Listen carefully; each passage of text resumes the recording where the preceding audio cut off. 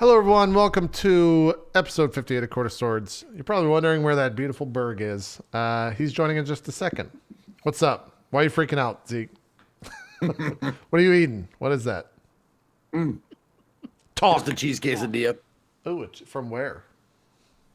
From home, because I have food at my house. God damn it. Food comes from a place, Zeke, not from a home. Dan's eating food right now. I guarantee you Dan's food is from somewhere. Dan, where's food from? Arby's. Arby's, boom, nailed it. See? From a place. See, but here in Montana, we're not afraid to drive in the snow and ice and stuff. It has nothing to do with the weather. I haven't been outside my house since the 2nd of January. All right? It's been 14 days. I haven't stepped out.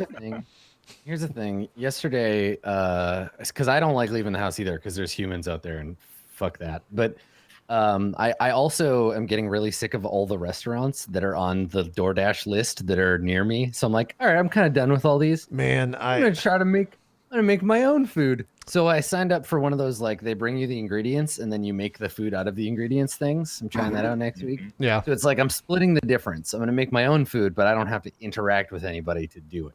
That makes sense. So yeah, see how Best of both worlds. I had two. Yeah, I might just end up burning my house down, but we'll see. I had two really bad things happen. One, I woke up this morning. That's not the bad thing. I woke up this morning, but when I woke up this morning, I looked at my phone. There's a text from Aaron that says, "Honey, we don't get DoorDash at the new place," and I almost called it all off. I mean, there's got to be some. there's like six or seven of those things, right? Like even in Vancouver, there's like 3, right? So there's got to be like Uber Eats or like maybe. You got to have options. I can't believe that's just you can't. This is the thing I think that happens to people, especially the kinds of people that are used to these sorts of services, is that once they're not available, like you go somewhere that doesn't have Lyft or Uber, and you're just like, what? Yeah. Well. Uber's pretty new here in San Antonio. Like we don't have it in Vancouver. For Christmas, one of my aunts gave me an Uber gift certificate. Welcome, by the way, Max. And so she was like, Max. "Yeah, have you tried this Uber yet? It's new." And I just looked at her and go, "Yeah, no, I've tried it. It's new. Thanks for the gift card."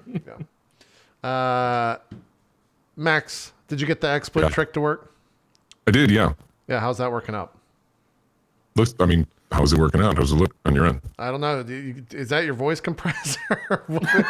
Are you turning into Satan? You sound very deep. Yeah. Your voice sounds super deep.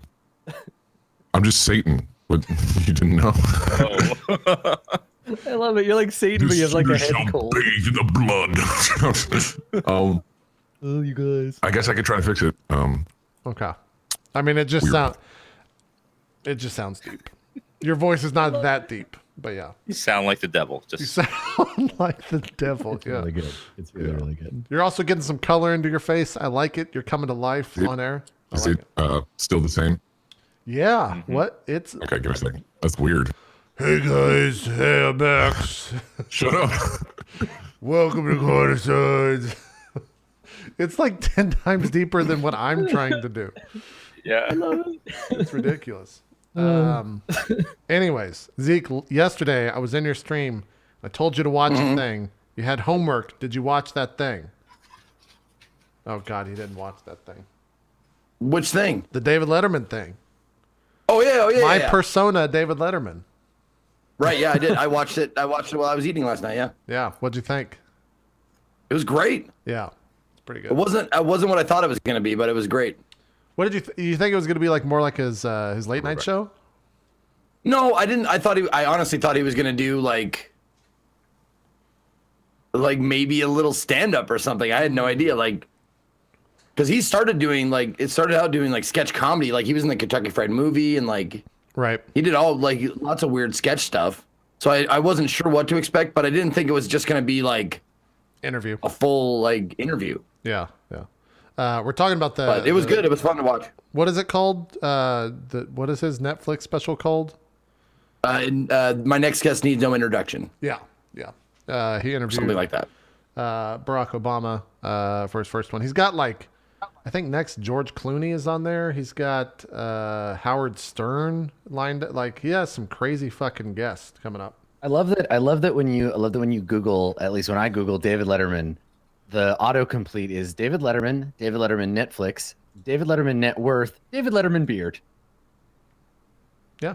His beard is pretty magnificent now. I'm very impressed. He's looking good in his old age. He looks like a weird Santa Claus. Obama actually like brings it up. He's like, did you leave your staff at home? Like, right? Yeah. Obama's actually pretty funny in that. Yeah. That whole thing was good. He's pretty funny. Yeah. Period. Yeah, true, for sure. What else have you been up to, Zeke? I know you've been doing the personas, but what is life outside of Persona right now? There is no life outside of Persona. There is no life. No. No, I went. No, I missed Drop Frames last week because I went on a trip to San Francisco to do a planning meeting for the hosting workshop that's coming at the beginning of February that Adam will be a part of.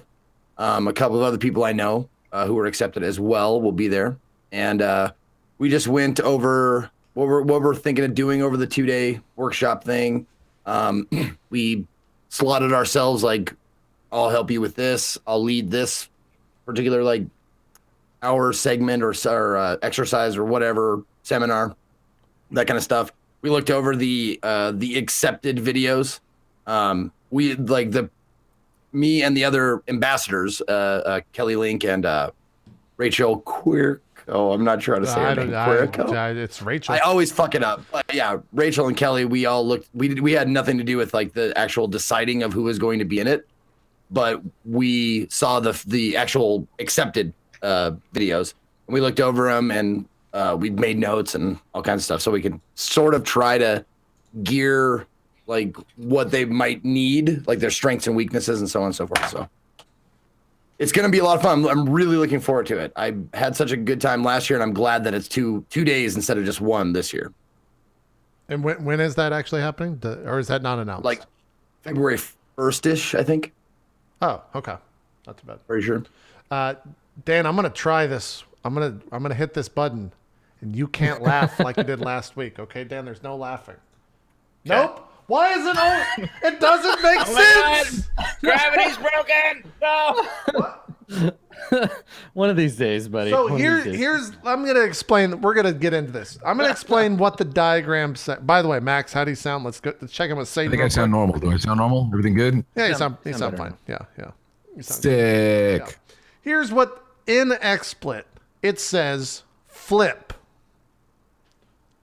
Usually it would be to flip a camera, and it has arrows that do this and this next to them. This is what flip right does. It does that. This is what. Wait, now it's working. I swear to God, these buttons changed on me. All right. I mean, what's happening is there's two different things that are happening there, right? Like it's flip horizontal and flip vertical. Neither of those are that thing. That's a rotate. Yeah, that's but like then turn. rotate is right below. Did you expect flip to see it like the back of Dan's head? No, I expected it to flip it horizontally. That'd be pretty funny though if it worked. That would be creepy. Like, You'd have to this doesn't work. I'm not seeing the back of his head. That's what I wanted. People don't understand this, but what we did with Dan, because we know he's so busy, is that we hired a Japanese company to make us a Vocaloid version of Dan. And Dan's actually just a 3D construct in JP's computer. We're just trying to get the controls working. Yeah. Hitsino Miku Dan. That's actually his name. We're not that original, so we just copied it. Dansune Miku. Oh my god. Or that. Do that thing again with Dan, and then play Wang Chung. Everybody Wang Chung tonight. This right here. Everybody Wang Chung tonight. No, back and forth. If you've ever seen the video, you know. Oh, I'm not that old. I am that old. I just never seen that video. At least I can't recall it. Oh boy. Oh, okay. I thought Dan was going to show us the back of his head. Show us the back of your head. I didn't know what was going on for a second. It's because it doesn't exist. I've never seen it. Back of head, please. Yeah. He's a robot. It's just wires and circuit boards back there. Man, that takes me back. That back of head, shoe on head, please. That takes me back. Holy shit.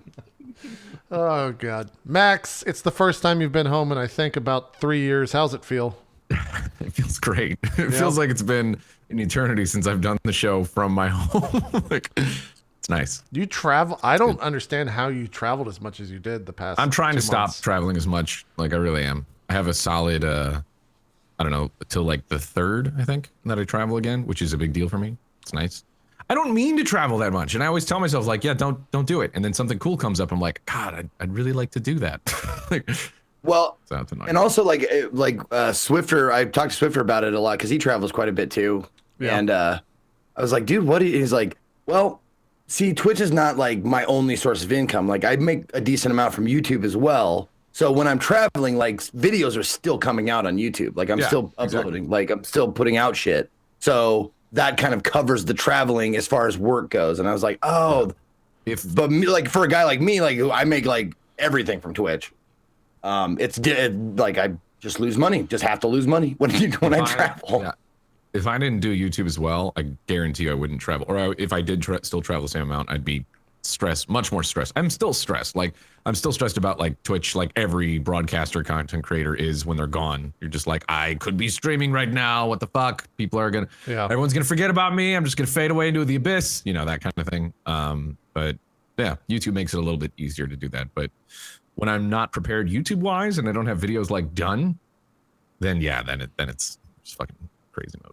I'm just imagining. Did you hear that, guys? By the way, like how awesome is that? From the highest partner to the lowest affiliate, like we all have that like dread. Like everybody's gonna fucking forget. They're never coming back. I'm leaving for 3 days. I'm envisioning Max like, you know, in the distant future, on his deathbed in his hospital room. You know, old gray-haired Max slowly dying away, and the nurse being like, do you have anything to say before, you know, the end? Max and Max like, don't unsubscribe. Yeah. I was talking to on his gravestone. Please like and subscribe. Please don't unsubscribe. That should be on all of our gravestones. Yeah, the memorial subscriptions. The fine print at the bottom. Hey, you know what? The Don't nice forget thing about doing Twitch YouTube and all that. No, there's archives, so I live on in some form. Yay. Yeah. No, my grave is gonna be BRB Kappa. That's it. Is your grave This gonna weird. be the Kappa face and then it'll say BRB on it? That'd be better. There you go. Genius. I'm gonna get on that right now. Stream my own funeral. Yeah. No, that's gonna happen. Someone's gonna be like, "Well, I got to make an event on my death, so my funeral streamed 100%, and those proceeds are going to St. Jude's. All right, let's raise some money. I'm gonna kill Here's me. I'm dead. Just IRL streamers. Come on in. Let's do it for charity. Yeah. Either that, or I'll be on my deathbed and be like, "The end's coming. I know I'm about to die." She's like, "How? How do you know?" Danger. And then I'm going. Jesus. No, I want the day after I'm dead, like I'm a corpse. I want my body to be sitting on a couch next to somebody else who's streaming with like a controller in my hand. Please weekend at Bernie's you. Please. Yes, please. absolutely. All right, good. Jesus Christ. Max, I'm going to call out one of your... I'm not calling him out. I just think it's funny. We're now on episode 58 of this show. I think you've been a part of 53 episodes, 53 weeks. Pretty good amount of them, yeah. Yeah. Someone on your Twitter. Oh my God, when did you start doing D&D? Question mark. I'm going to say that a lot of them are from YouTube. Yeah. A lot of them are like, because of the fact that I do YouTube as well. It's not all of them for sure, but there's a surprising amount of people that still come into my stream and are like, "Holy fuck, I didn't know you streamed. When'd you start streaming?" I'm like, from the beginning. Yeah. Yeah, it's kind of funny. It never ceases to surprise me how many people just like, not that I expect people to know exactly what I'm doing at every single, given moment, but when you've been doing something for so long, especially if they've been following me for any given amount of time on any platform, like they collide eventually. There's been a number of times where D&D has crossed over where it'd be like, well, but I guess maybe they just miss that every single time or something. I don't know. Or they just exclusively follow my YouTube stuff. The best one of those happens to me every once in a while where I'll be talking shit about D&D. Like I'll be like, "This is a rule I don't like," or "I wish D&D worked a little different this way." And then some snarky tabletop douchebag will come into my mentions and be like, "Yeah, you should just stop playing D&D. There are lots of better games. Like, have you ever heard of Dungeon World? It's this really good game." And I'm like, and then inevitably someone else will reply and be like, "He wrote that game, right?" And then just silence, just the silence of the grave. And I'm just like, Yeah. yes. That's good. I'd start bagging on Dungeon World, be like, "That's a piece of shit game." Yeah. I've done that before too. Yeah, I've gone Okay. into thread talking shit about it and be like, "Ugh, God, that game sucks so bad." Why? Bad game. Yeah. That's like Terrible. that's like somebody hearing me do like I don't know. Say I did the Morgan Freeman voice on my Twitch or something. Be like, that one sucked. You should check this one out. And then they link the Morgan Freeman YouTube video. Oh man. Good stuff. Also, I have lighting for when I get angry as Berg. Look it. Don't make me look stupid. So Well, angry. I saw your face. Cool. It looked like you were sitting in front of a little campfire, and I was like, It's that like must it's be like really change good. it a little bit. I can turn it off and just you can have straight up here. This is it normally. Is if you that the prefer camera, or do you have a furnace in front of you that you can turn on and off? this. Oh, it's a furnace. No, it's a lighting thing. The nanoleaf lights. Oh, I should turn on my key light here. Hold on. Yeah, I started That seeing would've it a been little dark. That would have been so atmospheric when we were in the forge last week. There you go. Yeah, it would have. It would have. Yeah, for sure. I can keep it normal like this. Oh, you got one of those nano leaf things? Did you They're get? pretty fucking dope. I gotta be honest. They're expensive. They're a little pricey, but they're pretty cool. What did you get it in the shape of? I just got the starter kit, which comes like 8 of them or something like that. Oh, okay. Nope. I saw Shorty guy 8 of 'em. has his in the shape of his S behind him. It looks pretty cool. He's got it That's behind pretty his cool. head. Yeah. So you can't. So his head's Yeah. just glowing, and then when he stands up or gets out of his chair, you see the S there. It's pretty good branding. I don't really have like a logo for that fits for like a simple shape like that. I guess it would just be a circle, but you'd have to have like I don't even think it would be possible with those shapes. I've seen some people have like triangles and stuff. What really is cool, I've seen people use them like in videos or whatever for like hallway lighting. Like they just have it go from the top of the ceiling like down in a cool pattern along the hallway. Oh. And they're bright enough to be like regular lights. I'm not sponsored by them or anything like that, but they're really fucking cool.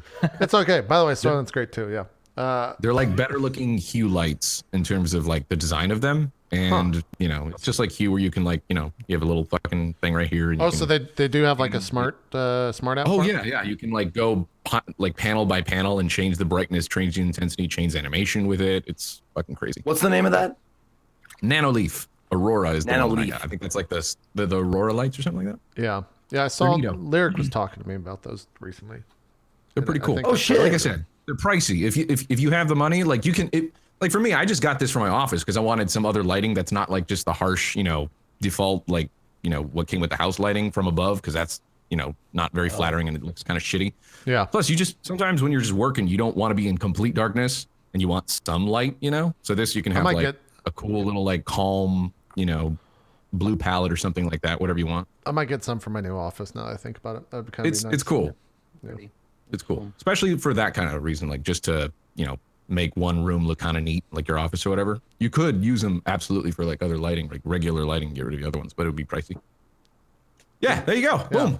Where'd you? I honestly I got it for Christmas, and I was like, what the fuck? And I honestly I looked at it and was like, this looks pretty neat, but I'm not sure. I'm not very musical. I don't know. No, Because it has like visualize your music, and I was like, they go real hard I don't into know, that but- for marketing purposes, and it is cool. Like for instance, let me I can put it on rhythm, Uh-oh. and then It's I the can rhythm put it of on the night. fireworks. Hold on. See what I'm saying? It didn't catch the other one. Didn't But catch- look, I'm no, that talking, was- and you it's just- reacting to me talking. Ha ha ha! Whatever. It's kind of cool. okay. Yeah. So if you actually had like music and stuff, we've given them way too much attention. We're not gonna do it. Right. That's all the free time you get, man, That's or all whatever. the free time you get. Matt Yeah. wasted dollars. Yeah. Well, Man, I'm thirsty. yeah. I could really use some Music, food slash wow. drink right now. If only there was a convenient service that would deliver it to my door. Not where I'm moving. It's not there. That's Yeah. for fucking sure. Come on, I mean, they got Chinese delivery and pizza and shit like That's that. the right? old way. God damn it! I need the new way. I need the new hotness. Seek. Also, Do you I got. know the way? Do you know the way? God damn it! I Oh got my really. God. It's here too. It's here too. It's here. It happened last week. I've never even seen it. I've just seen it in chat. I don't even know. I know it's like a VR thing, right? Yeah, that's where it spawned from, which is Yeah. kind of crazy to begin with. But Oh God. I tried to order DoorDash today on stream right before I ended, and it kept saying edit time, and I would hit time. It's never done this before. I don't know why I did this. I'd hit time, and it was just a blank screen. So I'd go back and do it again. I got so frustrated that I couldn't order food, so I had to order pizza, like fucking pizza. Who does that anymore? It's the most. I don't do it as much as I used to, for sure. It's like that. I guess I'll order pizza. Yeah. I feel like a Every bag of shit every about time myself. every time anyone says DoorDash, I hear Jordash, and I think about those jeans from the 80s. I can't, Jorts? like every single time. Yeah. Yeah, Jordash. You know, like it's like acid wash gotta look it jeans up. already had in the Jorts? like How do you spell late it? 80s. Wait, you No, never heard of Jordache, jorts? like back in the late 80s, early I got 90s, it, Jordache Jordache was clothing. like acid wash jeans, and like I think Kathy Ireland was like a model, like a pants model for him and stuff. Oh yeah, it's almost kind of a little Renaissance-y thing going. Oh, to you're it. talking about What I'm a saying. jean brand. I thought you were talking about Maybe not. jorts. No, Jesus. I mean, you could make jorts out of your Jordache jeans, but you probably wouldn't because they're so Okay. good. They're the world's best fitting jean. I'm glad we clarified that. This is what I found when I Google searched. 80s, It's just, 80s fashion. I don't think that's what it is. I got kind of like Renaissance-y, sort of like hippie-ish clothing. ACHE, not ASH. Okay. Those are just dresses, Max. DoorDash clothing. There's not actually. a singular jean in this thing. No. Yeah, I think Jorda shorts would be the way to say it. These are just. Oh, I see. Okay, these are the ones that like pre-stained and ripped and all that shit. Yeah. Welcome to Court of Swords. We got Jorda shorts. Yeah. Listen, we've talked about shampoo. Makeup. By the way, we've talked about makeup too. I've moved I don't on believe in it. shampoos. Never used- What did you say? I moved shampoos. I'm no longer on that Aveda hotness. Oh yeah. shit! What are we on? I am now on the Paul Mitchell Shampoo 1. Oh, nice. Ooh, shampoo 1, so you know it's good. There's no other. It's just It's the one. it's just called shampoo. It's so hot Man. that his shampoo is just called Shampoo 1. Yeah, you're on that professional salon brand now. There's You got it no going. like you don't even have a hit. It doesn't even tell you what it's supposed to be like. It's just Shampoo 1. You're just supposed to know. Paul Mitchell. Yeah, Shampoo number 1. it's crazy. I've had some Paul Mitchell shampoo before. It's pretty good. That's not bad. It's cheaper than that Aveda stuff. That Aveda stuff was $70. Stupid expensive. Yeah, it really Real is. pricey. Yeah, some expensive ass shampoo. But anyways, Dan, I don't know why you spend a lot of money. Like, I can understand spending a lot of money on conditioner because it's what you leave in your hair and what kind of gives it its, untangledness and like kind of a smell. For your, But like shampoo is like, it's like soap. It's like supposed to clean your hair. So I don't understand like. There's a lot of different kinds of soap, right? Like you don't just get like lye and like rub it on your head and like you're clean. Oh, now. God, Like you Jesus. there's variations of soapiness and different people got different hair, right? You gotta like get the right All right. one I for suppose. pH balance. look, Oh, I just man. like the smell. All right, I'm just into the different smells. Shampoo 1's got a light lemon butter smell. It's pretty good. It's pretty. You like smells, do you? Yeah. Let me get you into diffusers. Oil diffusers? You ever fucked with any of those? Because No. they're fucking great. They're really good. I gotta I'm tell moving you. into a house with 2 cats. Apparently, the oil diffusers will kill cats, so I'm not going to do it. What? Yeah, I saw that.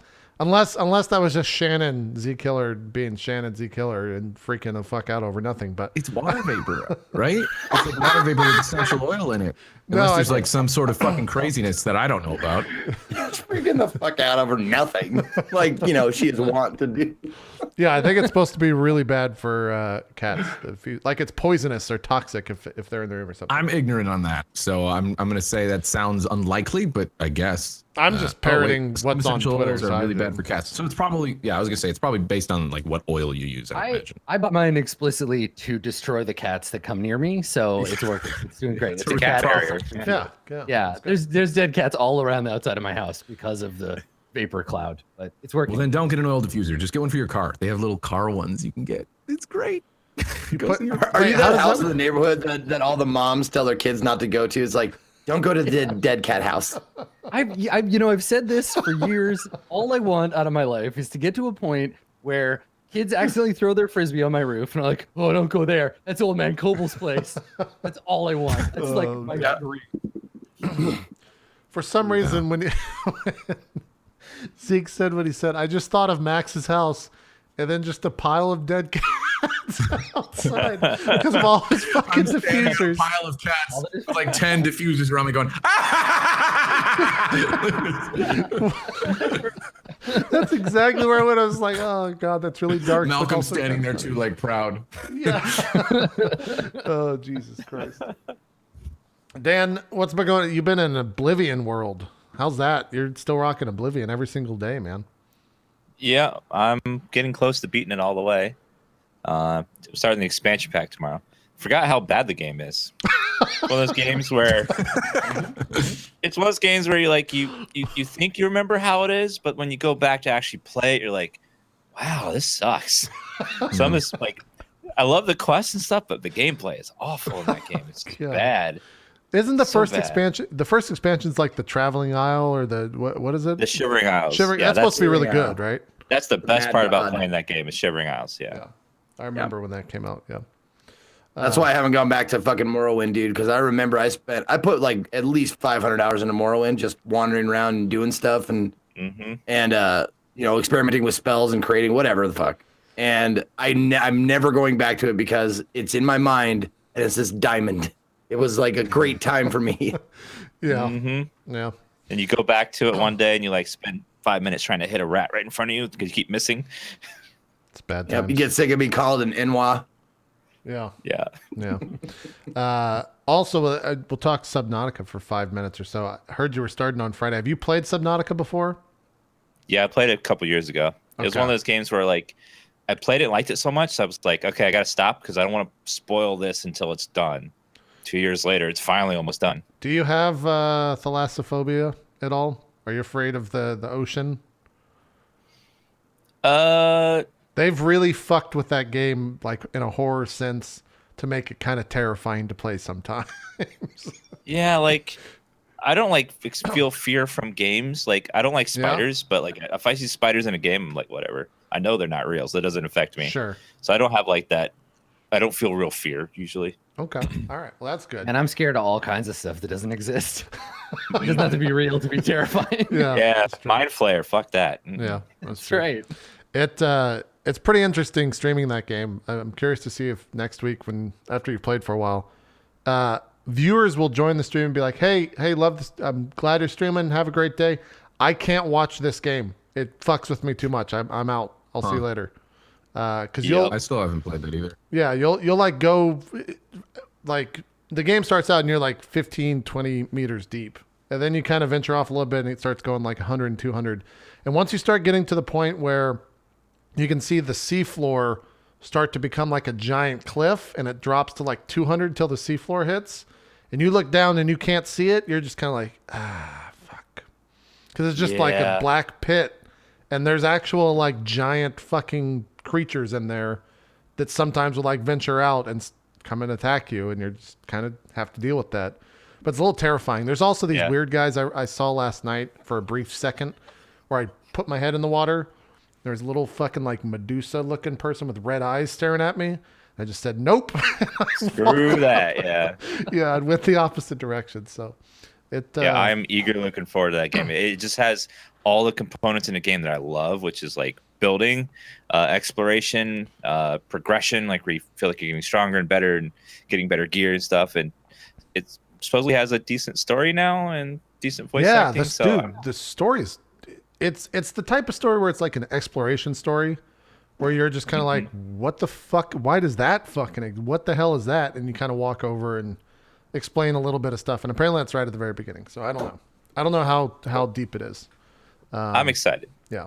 It's I do like games that are super atmospheric and like have you on the edge of your seat, like when you get down into the dark, like that. Yeah, there was a clip of Ko this morning. He dropped off onto one of those cliffs and went like, he was in like the 200 meter range and he dropped off into like 400 or 500 and it was just complete black around him and his flashlight didn't have power and he heard the music got real intense and he started hearing like the rumbling of something from below. And he's like, oh fuck, God. I'm up. I'm fucking done. Yeah. I'm fucking done. And he just started looking up. He's like, I'm not turning around. I'm not turning around. And he gets over the cliff and he turns around and this giant fucking creature is right there. And he's like, nope. And he just turns and keeps going. So it's more horror than I thought it was going to be. I think a lot of people can't play that game because people that didn't know they had thalassophobia now know after that game, which is kind of crazy. There are people that just can't handle certain things in games. Like Skyrim has a spiders to bear mod because some people cannot handle spiders, and like there's a mod to turn all the spiders into bears because they just can't handle spiders. Do they still make the spider noises? No, they just turn them completely into bears. So they're That's cool. I guess that makes sense. Adam, what about you? What have you been up to the past week? Same old, same The old. the most memorable thing that happened to me last week was that my giant $500 Persona 5 Mara statue showed up from Japan. Oh, nice. I'm so glad to have it now. I made a little video about it, and Is it your centerpiece for now- your dining room table? yeah, Where is it at? now there's an enormous, like it's seriously, it's like the size of like a Thanksgiving turkey, but it's a giant green penis, and it's just sitting up there on the old bookshelf, just staring down at me. Do you have a Is it video? hard to look at? Oh, You know, it was hard at first, but I got used to it. It's actually, so this is the funny thing is that on top of it being like enormous green penis monster, it's because it's an expensive Japanese figure, like it's really nicely made, like it's very well crafted, like they put the work into it. Comes with a little wall scroll and a shirt, it's a whole thing. But yeah, it's got a wall scroll. Yeah, there's like I'm willing to own the thing, but I don't think I have anywhere in my house that I'm gonna put up this like 2 meter by 1 meter like giant silkscreen picture of an enormous green dick on a chariot. I bought. My brother worked at a comic book store when I was in high school, and I bought wall scrolls from the comic book store. I wish when you bought a wall scroll from a comic book store, they handed you a waiver that said, "Hi, you're never gonna have a girl in your room until these are out of it. Until these leave your room, they cannot exist with a female in the room as well." Those are the nerdiest things I think in existence is a fucking wall scroll. There is something about, it's not even what's on it. Like you could put the fucking Mona Lisa on a wall scroll, It just and looks- you'd be like, It just looks feel dirty, like man. somehow you're a 13-year-old boy. Like Yeah. you're like, but it's the fucking Mona Lisa, and they're like, I just don't silkscreen wall scroll. It looks like you bought it at a Hot Topic. I'm gonna go. Thank you though. Yeah, that's right. I mean, I feel like at this point, like the physical object supersedes any wall scroll weebery. I'm good, but it was nice to see chat pull together so many months ago, make sure that I had to have this horrible thing in my house. But nice. That was the most of my week, was just basking in its glory. Did you do a video or anything on it for the stream? Yes. Okay. I sure did. So if people want to see the amazing documentation of the green penis monster from Japan, it's on my YouTube. It's already one of my like most popular videos. People love the big green dick. I was joking on Twitter that because I release videos that I do that are like I do like a call-in like relationship advice show, and every goddamn week YouTube is like, I don't think this is appropriate content. Yeah. And I made a 12-minute video where I'm just fondling a dick Did it the get whole flagged? time, and they're like, fucking awesome. Just give her all the ad rev. Fine. Our the RollPlay in 2018 thing got flagged, and I wanted to message you and just be like, can you stop just being gay for 5 seconds, Adam? Just stop being gay so I can fucking monetize my video. Like, what the fuck? Yeah, it's like, so stupid why it gets what's flagged. This video? It's JP and a homosexual. Oh God, I'm already Let's gotta get flag 'em. it. It's so stupid. It's just the YouTube dumbest does thing. not know what they're doing. It's a bunch of very strange robots being confused about things. But yeah, it's just so funny that I was like, I went into it and I was like, I'm gonna try to monetize it. We'll see what happens. No problem. Giant green penis. No big deal. It's ridiculous. It's completely ridiculous. Anyways, well, cool. We last left off. Well, before we jump into what happened last week, quick reminder, everyone, we're doing our live show on February 17th. We're starting 1 o'clock Eastern on that Saturday. It's an 8-hour show. The gang will be flying down here for a full-on live show with Scoots and Scoots directing, and Aaron's gonna be doing the set and all that stuff. Should be a lot of fun. What else is there? I think that's it for, I guess, show stuff like that. We'll have some other 5-year announcement, 5-year anniversary announcement stuff as we get closer to that live show as well. What were we gonna say, Adam?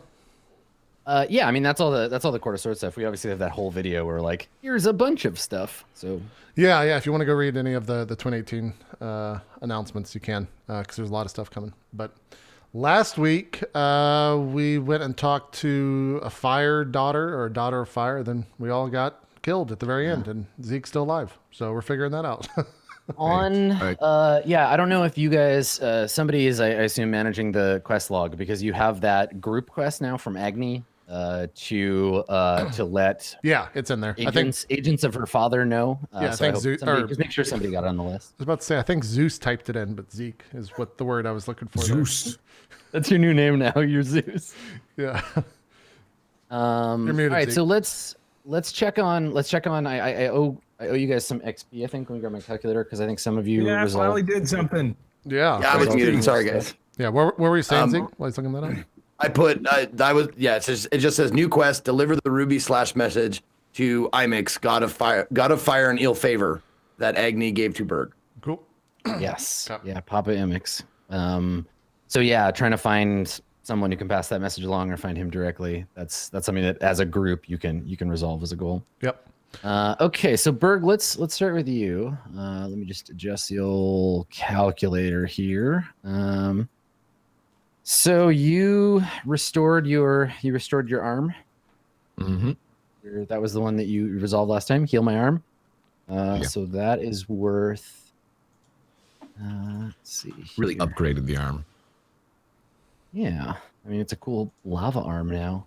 Is there any like actual benefit? Like, is there any like mechanical stuff that goes with that? Or Yeah, it's just somebody like, somebody it's a asked cool me. lava arm. Somebody asked me this on the forum in between last episode and this one. They were like, so now that Berg has this like fully mobile like rocky lava arm thing, is there anything cool he can do with it? And I was like, well, like you can use it to pick things up. You can use it to hold things. All the functions of an arm are available to you using this device.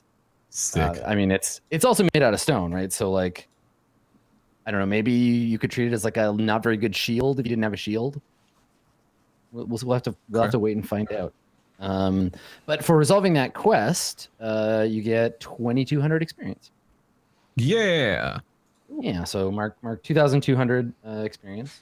Nice. On your character sheet there. Your other two goals right now are find out why bad things keep happening to me and Yeah, we'll find out about that one. reattune the Sure. apology. Do you want to keep those two and then add a third one? Yeah. Yeah, we'll keep those two and then add a third one. Let me think on the third one though, because I don't really have like Okay. something. Yeah, totally. Yep. Okay, So- cool. So Ramus, I have get everyone out alive, leave the seclusium with something magical, and uncover the truth of the brief vision of the many-armed being. Yes. Those are your goals. We're gonna keep those ones. Okay. I believe I completed 2 of those. Yeah, Is the let's mark talk about of Agni considered a something magical? yeah, it might be. You haven't left the seclusium. But Oh yeah, I believe with it. Yeah. yeah. So once you get out, for sure. And then what was the other one? And then she told me what the vision was. She told me that there's a many-armed creature and my soul was trapped there with him. Yeah, I think that qualifies. So for you, you're level 6, yeah? Mm-hmm. Okay. So that is 1,200 XP for you. Okay. Cool. So you figured out, yeah, there's some kind of god that is got your soul hanging around someplace. Cool. All right. Do you know what you want your third goal to be, or do you want to give it some time? I'll give it just a little bit more thought. I'll give it to you. Background. Okay. So you and Berg think about those ones. Sully Hoffa, I currently have find an artifact to teach you about the creators or caretakers of this plane. Learn why Berg is so important, and learn how the Soulless One exists. Do you want to keep all those? Where are we at with those? Would the first one been? It's kind of a stretch because Agni's not an artifact necessarily, but I did kind of learn a little bit about creators and caretakers of the plane in terms of the history. I think this one, if you want to call it resolved, we can give you like sort of partial credit in the sense that you've found out something interesting about the plane, Right. by way of its caretakers. Like I think it's close enough to qualify for part of the experience. I learned about like the fountain and it being in heaven, and there was a lot of different things that she kind of said, just statement wise. Yeah, sure. I think that's reasonable. Because I forgot about the fountain too. So for that one, you're level 5. Yeah. Right? All right. So for you, let me just adjust the calculator here. That's 1,000 experience. Okay. Okay, and Kalimat, I have find a way to ease Berg's pain, have a meaningful conversation with Utrix, and learn the location of another of your race. I think the Eastberg's pain, like with the arm thing, I didn't now. That's part of what I wanted to do, even though like 95% was his doing. Mhm. I felt like I had a part to play in that, so I don't know. Like, I marked this one. I marked this one as an easy goal because there's so many different ways, and I think this qualifies. Like, I think cool. Berg's got his arm fixed. It's slightly less. He's in slightly less pain than he was before. So you'll get this one was an easy one. So you're level 5, so 500 experience for that one. Okay. Cool. All right. So everybody's got an empty spot for a goal. Max, And do you I know what have- you want Bergs to be? Oh, you have one already, Clement? Yeah. What do you want yours to be? Discover and solidify. Now, help me refine this or whatever. But discover and solidify my specific role to play in this land. Yeah. What talk to me about what you mean by that? Everybody has like a pretty specific reason to be here, and mine is kind of not well defined. Okay. Besides, you're besides looking- adventure and where the wind blows me and Salihaf, I guess. Sure. Yeah. I mean, so Kalimat is kind of in that position where you're a lifelong wanderer and maybe are feeling kind of aimless. And if you want one of your goals to be, it's a tricky goal because I think we do want to narrow it down. Because if your goal is just like discover my purpose, it's like cool, enjoy dying with that goal unfulfilled. Right. Yeah. Of course. Right. But you could say something about like discover my purpose. Something about like specifically like this situation, right? Like why am I what can I do here? What goal? Discover a direction. Because you want to come out of Utrix's lair with like something to do, right? Not just like to continue wandering around. Yeah. Okay. How do you want to phrase that? Like where do you think Kalimat is looking? Are you thinking of this more like Kalimat is kind of desperate to have purpose, and so it's like find someone to tell me what to do with my life right now? Or is it more like find something more profound to accomplish? Well, I mean, it's like a accompanying someone on their job interview or something like that. Like you're there as a friend and as support and to be helpful when needed. But so do you want to stay in that space, or are you looking for your own like personal kind of motivation? Yes, my own personal motivation. The latter. Sure. Okay. Yeah. Okay, so you could have like discover I want to say like a goal because that seems too clinical, but like because basically you're looking for something that speaks to you personally, right? Discover a yeah, I don't know. It's weird. It's like a quest to get a quest. Yeah. Well, move on to somebody else, and let me mull it over. Ponder it a little, and I'll come back to you. Max, do you have a thought? We'll see if you allow this, but I was thinking since I don't necessarily have like any sort of special thing with the arm, maybe it's like a sort of quest to attune to the arm to maybe like see if there's any power that's unlocked there. You know what I mean? Yes. Like yeah, totally. Gain special Unlock abilities with that. It makes more sense than just like I know how to use this. I'm awesome. Yeah, totally. Unlock the power of this. This is the gift Agni gave me. Yeah. Mm-hmm. Yeah. Let's do that. It. That's a really good one. Okay. I changed all of mine. Okay. Well, sure. Every single one. Every single one's changed. One of them I'm keeping to myself, but feel free to read it. It's in the character sheet. Okay. Because it has to do with the party. Okay. The other two are I need to see what Utherix's goal is or what he aims to use his power for. Okay. And then the third one is I want to study the arcane significance of Berg's arm. Nice. Try to understand like the inner workings of it, because I would think in Tortletown, we never really gave it a name. We need to figure out a name for that. Tortletown, we talked about like golems being a thing, but never a golem attached to like no one's ever created never a arcane fused arm with a human before. It's kind of like sacrilegious in a sense. Yeah, it's certainly, you could certainly see it that way for sure. Yeah, the arcane prosthesis. And then the third one you're gonna have to give some thought to, especially if it occurs. Because I don't. Your secret Is this one. a What was the other secret public? quest? What was the other public one? Uthrix's. I want to see what Uthrix's goal is, or what his. Right. What he. That's right. Yeah, like figure out his motivation. Okay. Yeah. Yeah. I dig it. Okay. Cool. I also dig it.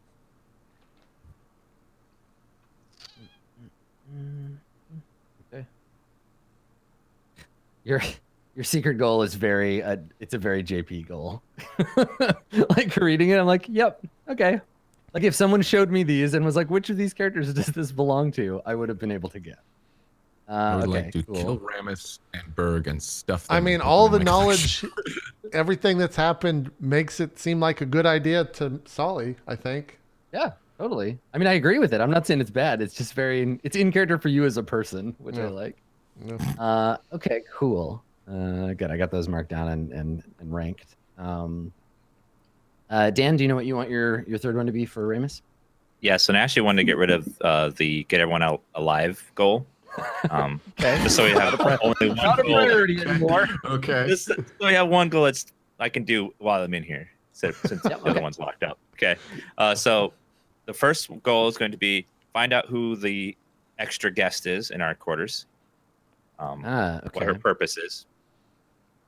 And then the second goal is learn why the wizard recreated the fountain and if he knows how to reach it or heaven. Okay. Learn why Utrix created the fountain and if it can be used to access heaven. I dig it. All right, cool. Good stuff. Okay, cool. Zeke, have you come to a conclusion? Have you a thought on your last belief? What about something like prove prove my importance to the group? Yeah. I mean, that's gonna rely on them more than on me, but I'm okay with that. I mean, if he gets us out alive here unscathed in the first 20 minutes of actual play, I mean, then yeah, I was gonna say you have an opportunity to do that now, which is a great time to set a goal. Don't fuck up. Yeah. Okay. Sure. So you want to phrase that as like prove. What are you trying to prove? Your worth? Yeah, To prove my worth companion. to my companions. Got it. Okay. Cool. Good stuff. So one other quick thing in Roll20, Berg and Ramus. I finally got around to uploading Voidwalker's other stained glass tokens for you. So now everybody like matches aesthetically. So Nice. your tokens will look a little Sick. different. if you want to show those real quick, Yeah. you can highlight Yeah, them. yeah. Oh, those look totally. So we got these are the ones that we've been using for Kalimat, and for Silly Hoffa. And then I have now a Berg and a Ramus one. And if you haven't looked on the community forums, Voidwalker did a full stained glass window for Berg. It's very cool. Yeah. It's sort of like the story of Berg in stained glass window form. I didn't see the full one. I want to see Really that. dope. Yeah. Yeah. It's on the community It's page. it's like there's an updated one with your lava arm, and he's in the middle, and then there's like a bunch of different, like the picture of the tower, and there's you getting the mace and stuff. It's very cool. So awesome. there we go. So now we all match aesthetically.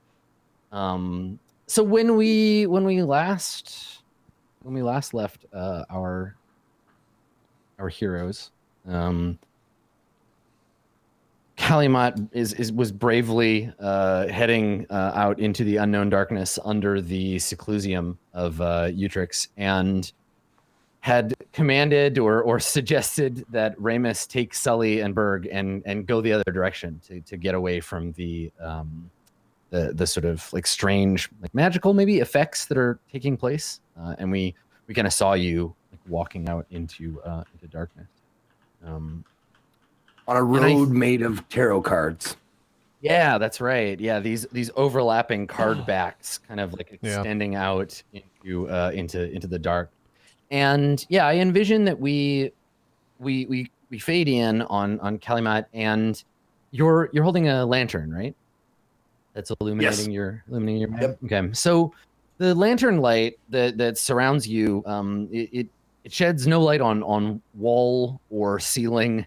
You're literally like walking on a bridge made out of like card. It feels solid under your feet, but they overlap and just sort of arc out into the darkness, and all you can see is whatever 60 feet worth or whatever lantern light worth of cards in front and behind. The place has a sense of emptiness. You can't. It's not like you're in a very big place that you just can't see the walls of. There's no echo. Your footsteps fall silent as soon as you step on the floor. Your own breathing kind of comes loud in your ears, and there's just like this path ahead of you. We are focused, like the camera is focused on you, right? Because there's nothing else to look at. What does Calumet look like? Are you like, do you look scared? What's your situation? Honestly, since and I talked about this, I think on the Patreon video, but I think I felt a sense of providence, a sense of fate, that I was the one who didn't turn back for whatever reason. I mean, it was just 2 wisdom saves, basically, like technically, but everybody else had to go back, and I didn't. So I think I feel determined and unafraid. Okay. Welcoming what comes, because I'm supposed to be here. Yeah, and I think that, so we see a look of determination on your face as you continue forward, striding into the darkness, and we hear a faint sort of throbbing sound. And Calumet, at first maybe you think that you can hear it outside, and then you realize it's just the way that your ears are responding to the total silence, and it's your own heartbeat. Right? You can hear blood like rushing in your ears, and your light, the light from the lantern, falls on a simple wooden door. The door seems to just rise from the floor of cards. It's the same kind of pale wood that all of the kind of wall stuff has been grown up above in the seclusium. So it's this like pale polished wood, and there is a window in the door, just an opening with bars. But the bars they're not metal that have been placed there. They're bars that have been grown out of the wood. There is a marble archway over the door, but it doesn't appear to be connected to any wall or ceiling or floor. It's just a door kind of hanging in this empty space. I peer through the bars. Okay. Inside, there is a simple-looking prison cell. Now, it's not a filthy dungeon you would throw a simple like beggar into. It's just a very plain, pale stone room. There's a window at the back, and there is moonlight, maybe like a sort of wan, like grayish light coming through. But you can hear a bird singing on the other side of the window somewhere. It's like a songbird twittering away. The room is unadorned, save for its single occupant. They have their back to you. They seem to be looking out the window. You would guess probably like just shy of 6 feet tall. They're wearing a long gray cloak, so you can't see their features, and they have the hood up. And if they've heard you approach, they make no sign to turn or pay attention, and they're just sort of like, you can't see their face. They're just looking out the window. Is the bird in the cell, or is it outside the window, the other window? It seems to be outside, like this person is listening to it. Okay, okay. You can you can hear it, but it's far away and it's echoing a little bit in the room. Okay, so I lean towards the bars, and I say,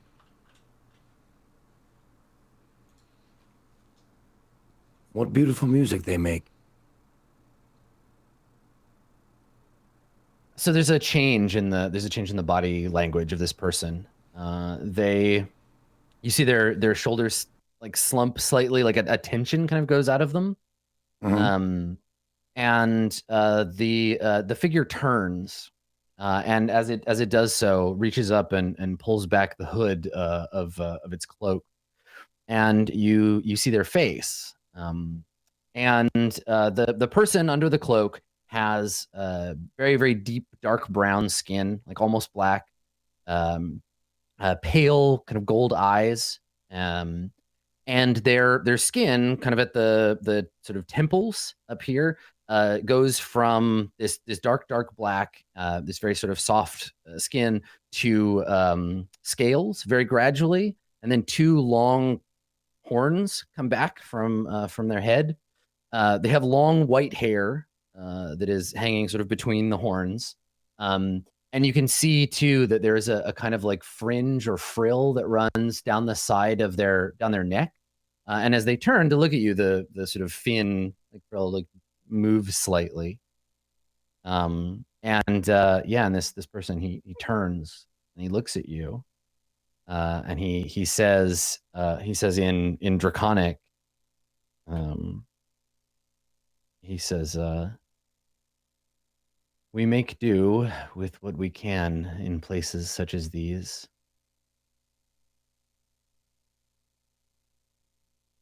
And you see Kalimat's like just speechless, just staring. Besides his parents, he's never seen another one of his kind before. Mm-hmm. And he looks nothing like them.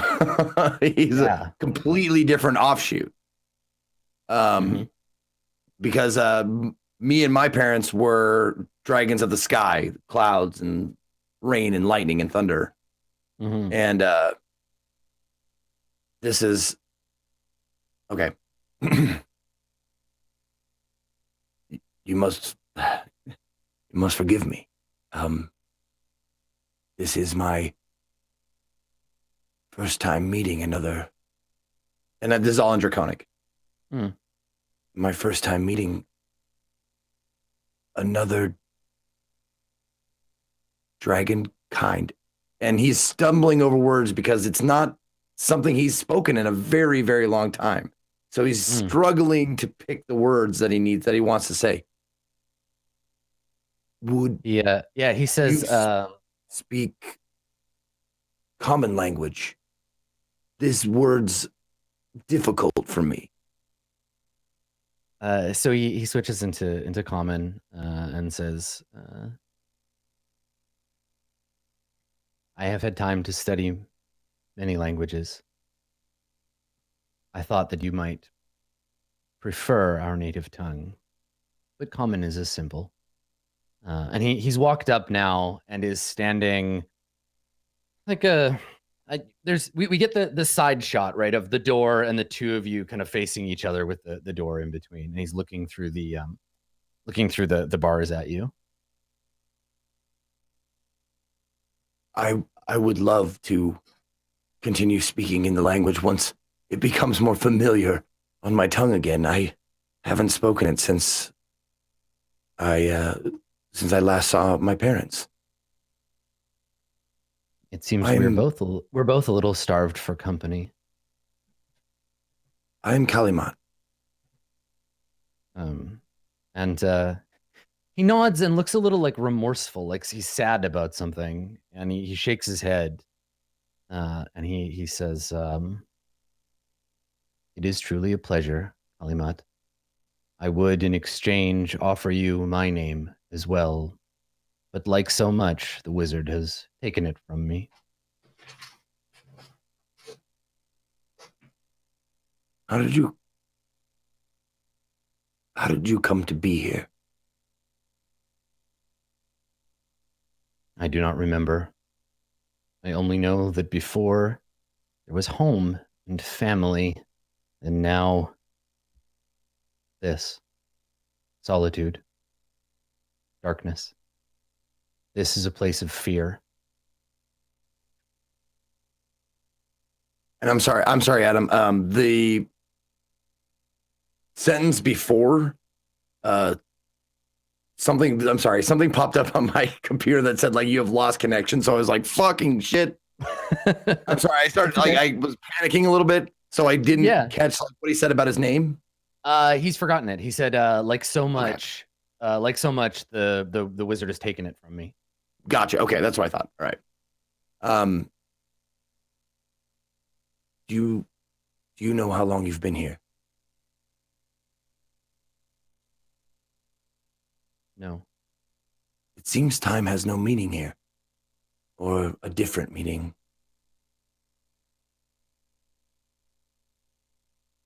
Do you know why he took you? You have no remembrance? I only remember this place, not how I came to be here. Perhaps I committed some terrible crime, or am a victim of one. Perhaps I am a slave. Perhaps the gods are punishing me for something. I cannot know. Only that I am here in this prison, and the wizard Utrix holds the key. So you cannot leave. He looks at the door. He looks at the door again with that sort of remorseful look and says, I have not tried. Cannot. Something about the nature of this place. It vexes any attempt to free myself.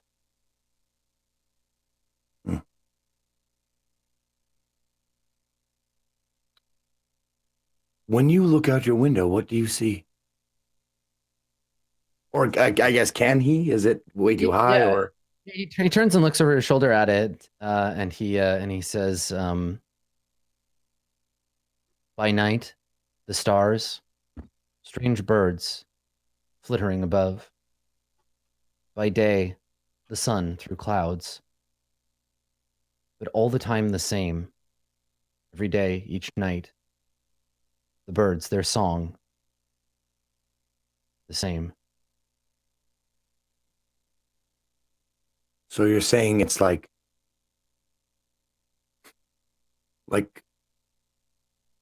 a mummer's farce being played the same every single day, with no lines missed and no notes dropped. He nods. I've waited I've waited for any sort of change, and none has come. That must be part of your punishment. Perhaps. If I were to punish somebody, I would, like me, give them a glimpse of what they could have and then take it away night and day. I've had much time. I've had much time here to ponder the nature of imprisonment. But without context, I cannot know if I am meant to be reformed for my crimes, or if I've simply been forgotten.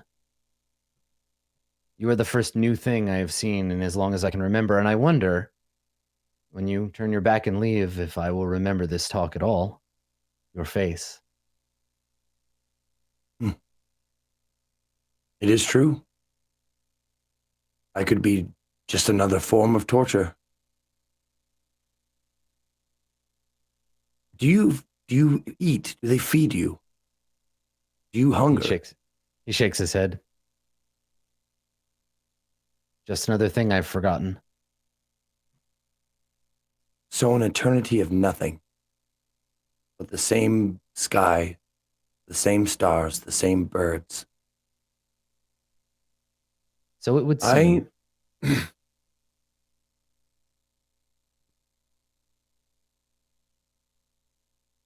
Do you remember your family? He nods. Do you remember your home? Yes. And conflict. Conflict? War? I remember soldiers. Battle lines being drawn.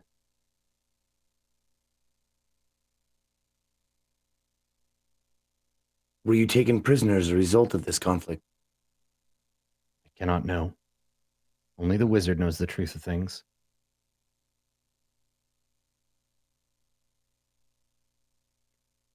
Well, I hope you remember my name. Kalimat Alfida. And if I can, if I am I able, can promise nothing, but I will try. if I am able, I will free you from this prison. The wizard Utrix is returned to this land, and we are scheduled to have an audience with him. I will inquire of you and see if there's any way that I could have you freed. Possibly plead the case of your atonement. I'm not sure that I could imagine a worse punishment than an eon of nothing. Well, I know now then that you are no wizard. Utrix is clever. I sometimes think that I am being spared something worse by his ignoring me. Be careful, Kalimat, that you don't end up here with me in the dark.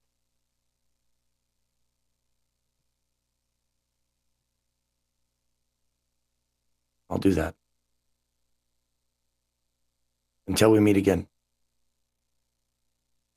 Yeah, so he turns to look out the window as you turn away and head out into the darkness. And I guess your intent is to find your way back to your friends. Yeah, before I leave, Mhm.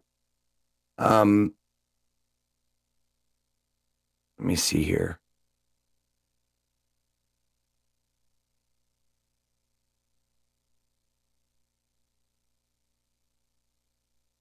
You know what? Never mind. I'll just go. Okay, sure. So meanwhile, Ramus, Salihafa, and Berg, the three of you have turned to leave the dark hallway. Is that the plan? To just like first get out of there?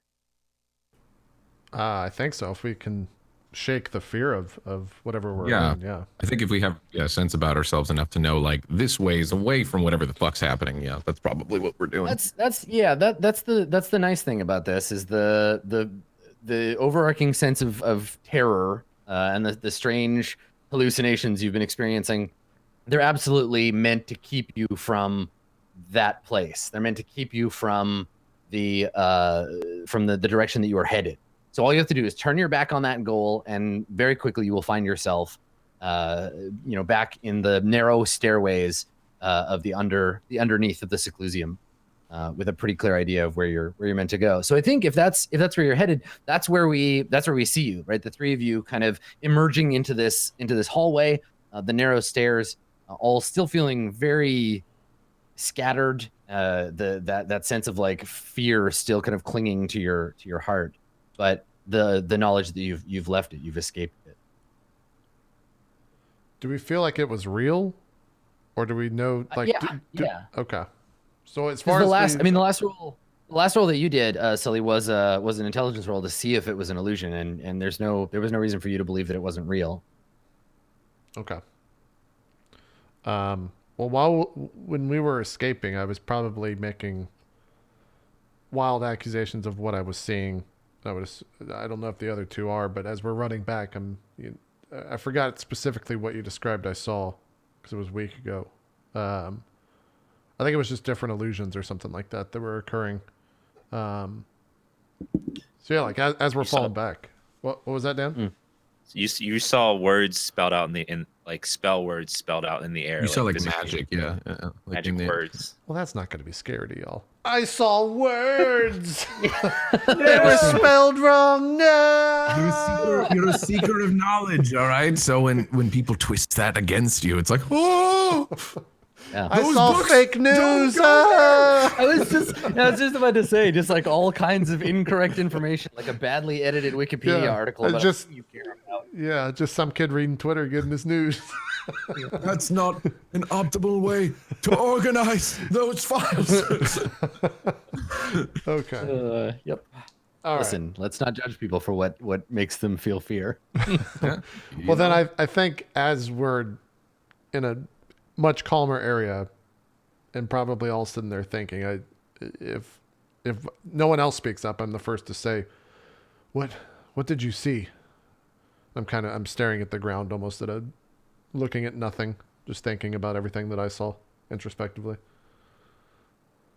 Yeah, Burke just like kind of, you know, catching his breath and like moving his hands and stuff and like looking up, looking around like to see and like doing this with his ears to see if he can still hear stuff.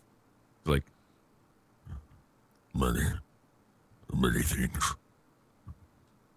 What? Was it real? And then looks at you guys.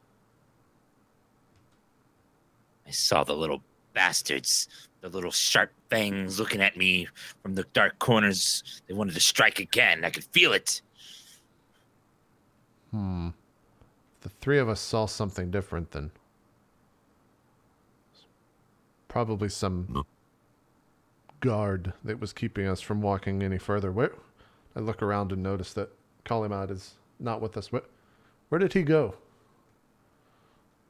Did he go forward? You must have. I don't know. I was too confused. So, not real then. No, it couldn't be. It was real enough to make us turn away, let's say that much. Whether it was actually there or not, it does not matter. I do not like not being in control. When he says that, I start to kind of shift my head around. I don't see Kalimat anywhere, right? No, the hallway is it's dark beyond the WAN light that kind of casts into the entrance from where you're standing, but you don't see him. Okay. I'll just start saying his name like, Kalimat, are you here? Is this one of your tricks? Keep searching around for him. He must be here. He wouldn't leave us. He surely wouldn't walk forward. And I think I start searching for him. Well, that's the only place he could be is down the hallway. That's where we all went. Who knows what he may have seen? Trying to think of if I kind of approach the corridor, the hallway where we were down, nothing's changed about it, right? It's just a normal hallway. Yeah. Man, I can't cast any spells either. Or I can, but it might go bad. What? What if we run very fast and do not stop?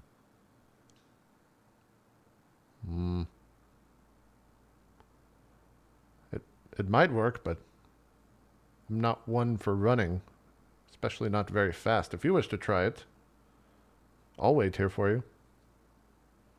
But I cross my arms. I don't want to go down that way again.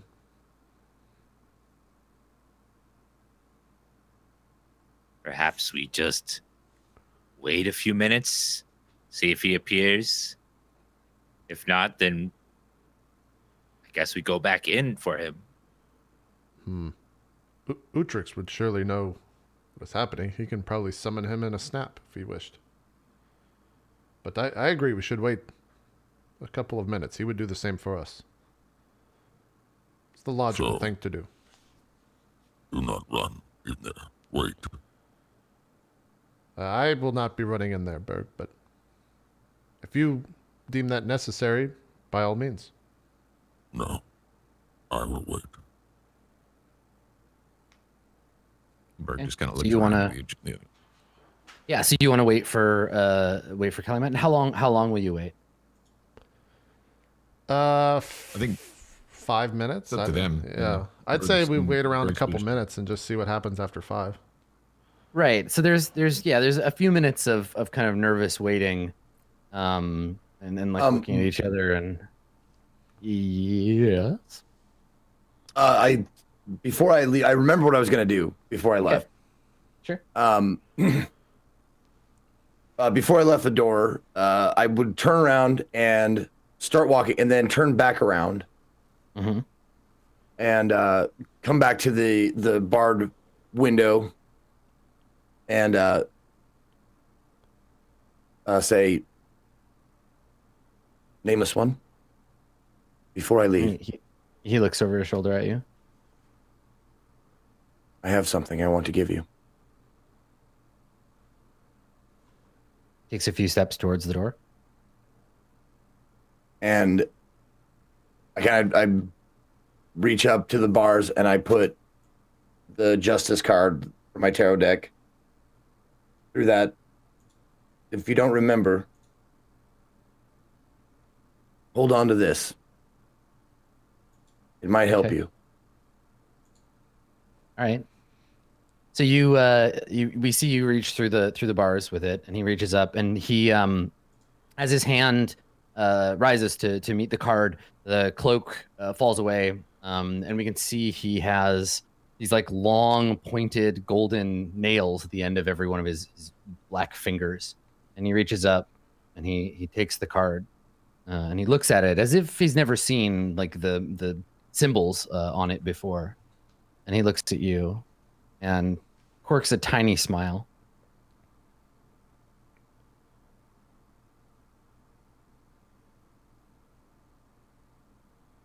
Yeah, doesn't say anything. It's kind of like looks at it, Okay. goes back to looking at it. Yeah. Okay. And I just turn and go then. Okay. All right. Cool. So I think, yeah, I don't think it takes you long to return. This place has an expediency in one direction and a resistance in the other. So yeah, a few minutes of walking, and you step out into the staircase, and you see your friends. Sully, Ramus, and Berg. You see Kalimat just appear from the darkness. Right? He steps out into the hall. And he seems to have done it at a moment where nobody was actively looking at the door. So it's just like, oh, there's Kalimat. Okay. Of course. Yeah, something catches our eye in the room. We look back and he's standing there. Yeah. Kali, is that you? Gentlemen, I have returned. And I return with news. Well, maybe not news, but I return with a tale. There is a cell along the hallway. Prison. And Sully. I've seen another of my kind. I cannot tell you how much joy is in my heart right now, and how much sorrow accompanies it. I must find out what happened to him. There's no other way to free him or to find out his story than to talk to Utrix. I'm impatient. I wish us to be on our way right now. First thing I'll tell you the tale as we walk. Oh, first thing I do is make it an intelligence check to see if I think it's real or another illusion. That is. Kalimat himself. Like Kalimat, yeah. Yeah. Make an intelligence saving throw. Okay, I crit it. Oh yeah, it's definitely him. Okay. I turned it. What? It really is. Another. Here in this cell, down that hole. How did you get past the? I have so many questions. I do too. And the one with the answers awaits us. So I'm sorry. I will make my apologies now for leaving you. But I felt like I was supposed to go. And with what I've seen, I think that only confirms it. He's been imprisoned so long. I describe his looks. I describe the cell. I describe the window with the birds. The replaying of every day over and over again. No food, no contact with anybody. Just a cell with nothing over and over again. A nameless dragonborn that has forgotten everything, save very, very distant memories of his family and a war and a conflict. As we walk. As I'm filtering all this information, can I make an arcane check to see if I would think that this is an actual dragon and not a dragonborn? I don't know if I would know if dragons, because I've probably never seen one, but I've probably read about them. Yeah, like dragons. I mean, we've seen some draconic activity once or twice, but we don't really have any sort of sense of them in this world yet. Yeah, I think you could make an Arcana check based on what he's describing. 20. Okay. So the thing that's magically true about human beings, is that you can cross a human with like just about anything, either biologically or magically. Humans are like a blank slate. And sometime, a long time ago, the dragons and some humans decided to make a third thing out of them that would be able to carry on the sort of best traits of both. And your friend, Kalimat, is the descendant of one of such things. And it sounds to you with a 20 like, yeah, that's reasonable to believe that that's what this is. Now, dragons, supposedly some of them can change their shape, but if this were a dragon that Utrix was imprisoning, it probably wouldn't take this form, because all of its magic and all of its sort of tricks would be dampened by whatever it is that's keeping him here. So he would probably be in his natural form. So if he saw a dragon, it would be quite. Okay. All right. I keep my assumptions to myself and just nod along as you tell me everything, Kalimat. Excited that you found one of your own as we're walking up the stairs. So when you emerge from the sort of basement area that you're in, you come out into the outside of the seclusion, one of its like courtyards, and the whole like environment is different than when you were here last. So there is a bright star in the sky now, instead of just the sort of nebulae of void space. There's this like burning sphere above you, lighting everything in this warm gold light. The sort of square has been decorated as though some sort of festival were going on. There's gold and black and blue like pennants, like bunting, kind of hanging from various surfaces. There are massive blue tapestries hanging with images of like nature scenes, and from somewhere you can hear faint sort of joyous music playing. Yeah, and it's as if you walked into a whole nother place. The sort of somber austerity of the place is all but gone. After the wonderment of everything that's happened, I kind of whispered to the other three, believe they're welcoming home the Lord of the Realm. Perhaps we should be there to welcome him as well. By all means. How close do we are how close is the fountain, the replica fountain, Adam? It's right out in the middle. And its geyser of clear water looks like even more beautiful in the sparkling of this sunlight from the sort of little ball of fire that's hanging above the camp. You can see it casting rainbows kind of all around the courtyard. Okay. And well, from what we can tell, everyone's kind of not here. They're over in another part of the kind of the courtyard area. Yeah, it's like there's a party going on, but no one is around. Like Okay. they've set up for a festival or something, but no one is here to enjoy it. Right. Zeridas did say that he is like, basically he was like, I'm everywhere. So if you need me, simply call for me. But yeah, you're kind of all alone in the courtyard now. Well, I look at the other three. Perhaps we should go inside and wait. I don't know what's protocol here. I've never welcomed home a Lord of the Realm before. He's very subtle, isn't he? Yes. Well, Most wizards are this when way. you're close in power to a god or demigod, I would assume that not an ordinary party would do. I do agree. Perhaps we just go back to our rooms. I would assume that his underling would come and collect us. The one that appears randomly. Forgot whatever creature he was.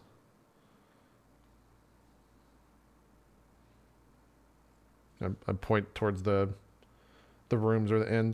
Shall we? Yeah, I think when you turn to like you're like, oh, our quarters are over in the side building. You turn and as promised, Zeridas is standing there as though he were there all along, and so you see him, the sun illuminating his fur and scales, and he says, he says to you, esteemed guests. The Sahir has returned and awaits you in the pools. Please, come with me. The pools? What? Does he have his The own? master has had a long and arduous time away from home. He is eager both to relax and to meet with his guests. Please, this way. Understood. Start following behind him. All right, yeah. So he leads you along one of the many pathways, and along the way there are these like stone lanterns that you now know are lit by elemental fire from below, and you're kind of winding down around the back of the lodge, and the air starts to take on a dampness, and then there's mist kind of hanging in the air, and you can smell faintly the sort of mineral scents of like fissures in the earth. So there's at once like slightly sulfurous smell. There's a kind of saltiness to the air. And as you head down this path following the Kyrian, you can feel the moisture grow in the air. Okay. As we're walking down, pardon, may I ask a question, Zeridas? Of course. We've seen several things on the grounds that I'm sure many people would claim that they're the most important thing in their keeping. What would Utrix say is his most important prize? A fascinating question. The Sahir most prizes his discoveries. Foremost among them, a protocol yet in process, a transference of power, an experiment. It is closest to his heart. I do not believe we've seen that. Is there perhaps time that we may? You may ask of the Sahir this and any other questions you have. He is eager to meet you. And I think you emerge through this like warm mist. You're in a kind of like a rocky, like a crevasse, but there's stairs. And you come to a wooden like building that's been built into the crevasse. It's like a cedar building. You can smell the wood. It's like damp, and you can see water running in rivulets down it as it collects the heat and the moisture from the air. Zeridas gestures to this little building, and he says, the pools are beyond. Please leave your clothing and belongings within. The Sahir awaits. And he kind of like bows his head to you. I do like a half bow and walk in the room and start taking off my backpack. And that's pretty much it. I just take my backpack off. Yeah, exactly. You're not wearing any clothes anyway, so it's fine. But yeah, there's this steamy like wooden kind of box room, and the steam in the air is such that you can't quite like make out the walls, and you get the feeling you're not alone in here. Like it's much bigger on the inside than it looked on the outside. Maybe you occasionally hear like a whispered conversation or the sort of polite, quiet shuffling of feet. And there is a table, like a round wooden kind of table, and in it is a stone bowl with water in it. You know, sometimes you can look at, especially when you're hot, you can like look at water and be like, that is cold. That water is cold as hell. You can just like looking at it, it's so clear and dark that you know it's like icy cold. And there are there don't appear to be anywhere to like put your stuff, right? Like Ramus, I think you've been in like a sauna before, right? Like there was I don't know if this was Ramus, but we've seen one of these like the lovers like sort of temple. But normally there'd be like attendants to like take your stuff.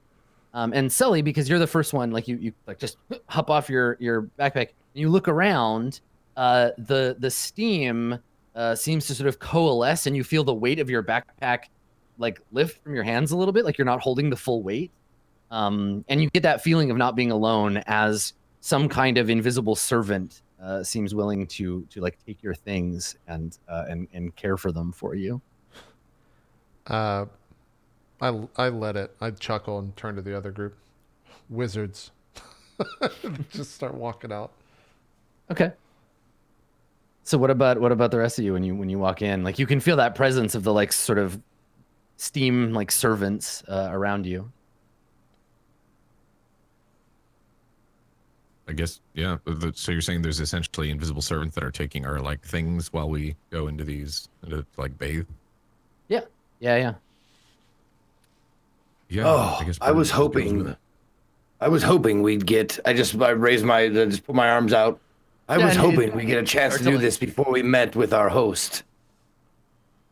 Right. Yeah. So the spirits like basically they can read how like if you just stand there and you're like just go, they'll disrobe you. But if you're more like I'm gonna take off all my stuff and fold it up and put it in a little pile, then they'll pick it up. I think, but yeah, so kind of uncertain. You're like, eager. You're just like cool. I think Berg looks at Kalimat doing that, and he's just like very like kind of shifty eyed, like is this what I do? I look directly at him. I'm like, oh, don't tell me you're modest. I don't like not knowing where my stuff is.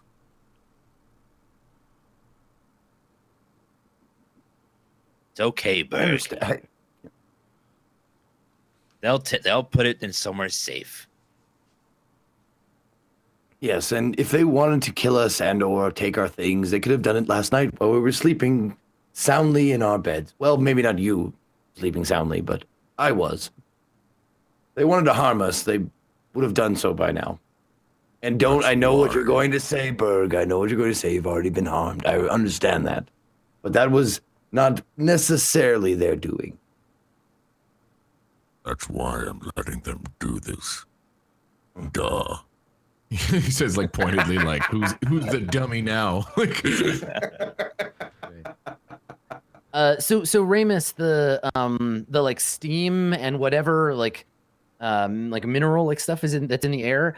It's actually like you can feel it's quite soothing on the burn on your face. It feels nice, the feeling of the air, especially as it sort of cools on the strange handprint you know have marked on your face. Oh my god, that feels so much better. This sucks. I'm pointing at the handprint. Sucks a lot. A whole lot. So they're getting naked. Yeah, pretty soon. And in the you know the TV show version of this, we have modesty clouds for all of the actors except Sully, who's in a big rubber suit. But you have your things taken, and you're sort of gently guided through the mist out through a wooden archway into a sort of like hot springs, like grotto. There are several kind of tiered pools where water is flowing down them. And the whole area is like heavily vegetated, and it seems to be like it's either a cavern or you can't like something above you is like dark. If you look up, you can kind of hear water dripping and echoing. You seem to be inside, but everywhere steam and mist. You can hear someone playing a string instrument. It's echoing off the wall, so you can't quite make out where it is. But yeah, what do you do? You walk out into this space. There are places for us to sit. Do we have anyone leading us in a certain area? No, you're. I mean, aside from whoever's playing the music, it seems to be you seem to be alone. But there's all these like these steaming pools around that you could just go and like slip into. So we're not in any water yet. Like we're not standing in like. No, yeah. water. There's a stone path, like a marble pathway that kind of winds its way through this cavern. The steam itself seems to be giving off a faint luminousness, so you can kind of see all around you. But it's quite quite thick, so you're only able to see a few feet as you walk through the steam. Yeah, I think Berg's like very much eyeing the pools of water, thinking back to like the fountain and what that did to him, and he's just a little like very uncomfortable, just kind of like just looking at them to see if there's any sort of like magical properties or if there's anything similar to the other fountain. Water has not been good to Berg in this realm. Yeah, I mean, all of you, like physically, not just like kind of sixth sense or anything, but like physically, you feel yourselves already starting to relax a little bit. Like you can feel your lungs like kind of clearing when you take a breath. Your muscles are sort of losing tension. You're feeling relaxed. Physically, even if like mentally you're still on guard, you feel your body responding to the heat in the air and the minerals. Now, do we see any other like creatures or people? No, not from where you're standing. Okay. Because you said we could hear voices, but yeah, before you could hear, you could hear like the sound of footsteps and like quiet whispered conversations. But never enough to make out what they were saying. But I'm saying like we heard whispered conversations though. So there are like sentient beings like here. Yeah, it's quieter out here. Only the sound of this it's a shamisen maybe or something similar playing kind of off in the distance. I walk over to one of the pools and sit down. If I see the others are apprehensive about doing so, it's just grandstanding. Just get in the pool, be comfortable. You're not going to die. Ramus jumps right in because he hasn't had a hot soak in a very long time. Basically you Looking forward to cannonball this. in, and I just interrupt me. Right, water splashes up on your face. I asked the air, "Can I have a fine Chardonnay, please?" Right. I think before you even start to say it, before you're like, I could really use something, and you turn and you see that there is an iron bowl sitting next to you. Like you almost hit it with your elbows. You turn, there's an iron bowl full of ice. And in it, there's a glass like decanter full of some like pale, it almost looks like it's like the color of sunlight. And and then there's a bunch of similarly like pewter goblets sitting around. Just as you're like, Oh, the service here is amazing. It was quite astonishing. Let me try this. Excuse me. Does anyone by chance know how to play an instrument? Or have an instrument? Yeah, so what is the music you are thinking? Like when you walked in, because I'm sure Kalimat like has some touch on this. When you walked in, you were like, oh, this would be perfect if, I could listen to, like, what was the thing that subconsciously you like desired when you came in to hear? I desired to hear, like a nice light. It doesn't necessarily have to have any words, but a nice light ballad, like you'd see it in the noble's court, or something like that. Some Skyrim ass music. Yeah, I mean, I Skyrim think- mass music. That's And that's the thing, is that as you form the words and begin to speak, you hear, wordless tone, right? The sound of a voice coming through the mist, a gentle and quiet singing that suddenly comes to accompany the music, which shifts to take on the tone that you are Now, you desiring. Is it a song that I know? No, I Song out of my don't think head? so. It has a familiarity, but it's not a song that you could like hum along to. Okay. Yeah. Ah, So Berg, you and Kelly Matt, are you guys gonna get into the pool? I think when Ramus like cannonballed into the pool, let's say some of the water probably splashed up on Berg, and he went like for a second, Yeah. and then realizing, assuming of course it doesn't hurt him, he's just like, oh, okay, and then like more relaxed, kneels down and gets into the pool. Okay, sure. So when you first get in, the arm, your new arm, when it goes under the water, it's like submerging like hot iron into a barrel of water at a forge. So there's like steam that kind of pours off of the surface. Your arm doesn't like stiffen up or anything, but it steams for a moment, and then kind of the veins of lava cool slightly, and then the steam stops pouring off of it. But yeah, that's a little bit of a surprise when you first get in. Mm-hmm. Cool. All right. So once everyone is in the pool, I think that you can make out kind of off to one side the source of the music now. Someone is singing, and there's an intimacy to the song that's like a person singing to themselves. This person is singing not to perform, but because of the joy of the song. And they're sitting. You can just make out their silhouette. They're sitting with a like a wide flat instrument in their lap, and they're playing it with both hands. So it's like a flat kind of square thing, and they're playing it. And you can just see them shifting slightly, but they're sitting up a level and like a little ways away, and they seem to almost have they're turned their side to you. And as you notice that, I think that's when you are all suddenly and immediately aware of the presence of another person nearby. Like something in the deepest part of your brain is like that sudden feeling of not being alone.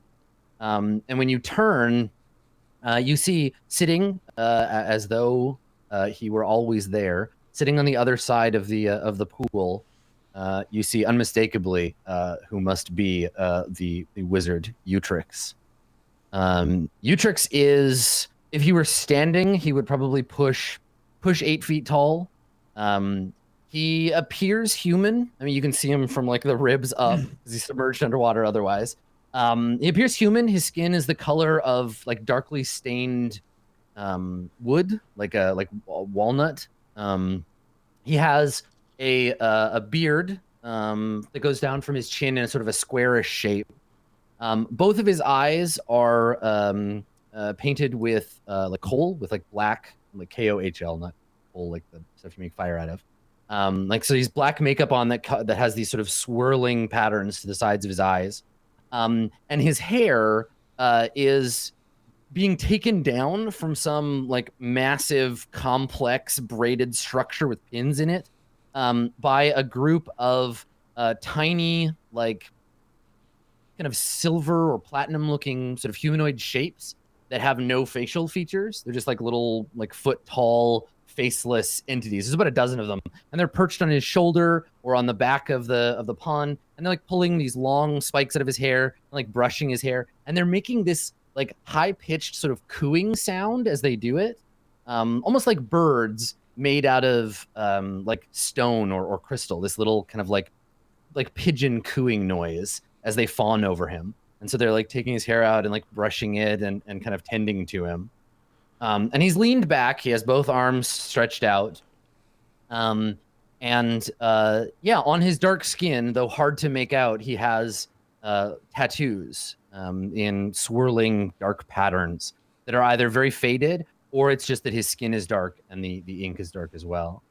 And he smiles. and it's like the sun coming out after a long rain. And he says to the group of you, I hope that you have found my home satisfactory. Welcome, yes. Welcome. Well, I think I can speak for everyone here and by saying that I feel welcome.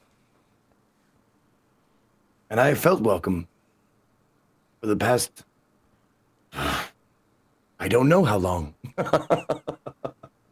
And he laughs. He laughs, and it's like a deep, like kind of rumbling sound that you feel as much as you hear. And he says, "Yes, that's the thing about pleasure, isn't it? Time is just a pale shadow." What about your friends? And he turns to look at the three of you. Have you found my home to be hospitable?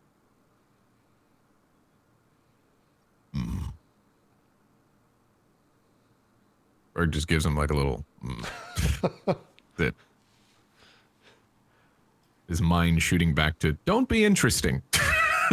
Yeah, he scowls a little, and he says, "Have my servants not done well enough in feeding and entertaining you? Was Zeridas No. rude?" No. They've been fine. Hospitality is very important to me. I want only for my guests to be comfortable. We find this place like unto a heaven. I try very hard. It's very, very nice. Thank you for your hospitality. And he bows his head, and when he does, all of the little servant creatures all like bow at the waist in unison with him. And he says, "I will double my efforts to please you, Berg." And he turns to Sully, and he says, "And what of you, friend? Have you found things in these halls that pique your curiosity?" I think you catch Solly like mid thought with his eyes closed. And he's just chanting the words "Show me the truth of things" because he still thinks that this is all an illusion. That's why he's just been so nonchalant the past couple of minutes. So he's just chanting that in his mind, and I think when he interrupts him, he opens his eyes and stares straight at Utrixon. I assure you, my friend, everything you are experiencing is in some way or another real. But I think that you will find that what real means here is slippery. I just take a long nod. I appreciate that. Well, what has been the thing that has intrigued you most? I am ever so curious. He brings his hand to his chin, scratches it, almost sandpapery. Most likely the fountain in your courtyard. It's a rare thing to create something of that nature.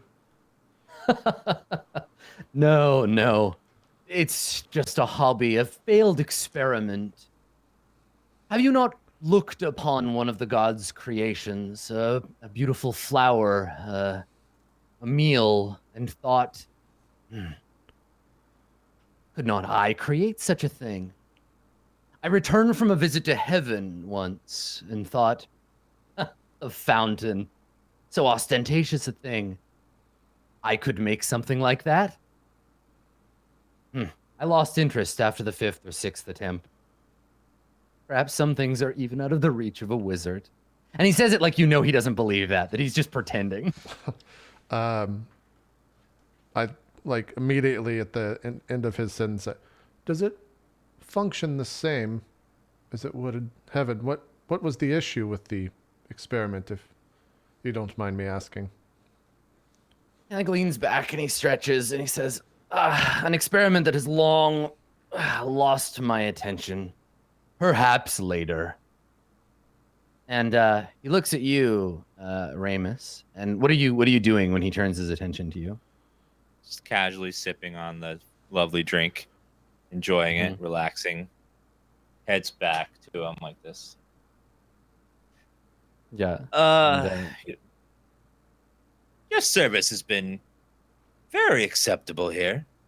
Had a minor incident with some creature you have locked up in some water cell. Kind of did some trickery with my brain. And he scowls and he says,